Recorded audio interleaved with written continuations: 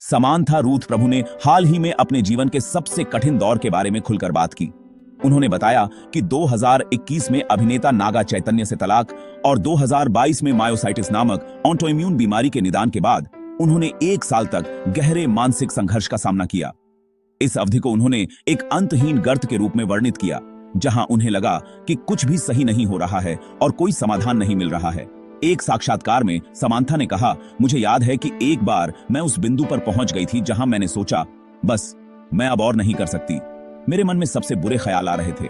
जाहिर है कि मेरे पास आगे बढ़ने और इसे फेस करने की ताकत नहीं थी। हालांकि उन्होंने इन विचारों पर कार्रवाई नहीं की और समय के साथ आत्म स्वीकृति और मानसिक स्वास्थ्य पर ध्यान केंद्रित किया। उन्होंने कहा, मैंने पीछे हटना शुरू कर दिया था। ऐसे ख्यालों के साथ आगे बढ़ने के लिए आपको बहुत हिम्मत और साहस की जरूरत होती है, और मेरे पास यह नहीं था। समांथा ने यह भी साझा किया कि उनके संघर्षों ने उन्हें महत्वपूर्ण जीवन पाठ सिखाए, जो उनकी सफलताओं से कहीं अधिक मूल्यवान थे। उन्होंने कहा, अब जब लोग कहते हैं कि वे कठिन समय से गुजर रहे हैं, तो मैं वास्तव में उन्हें इसे अनुभव करने के लिए कहती हूं।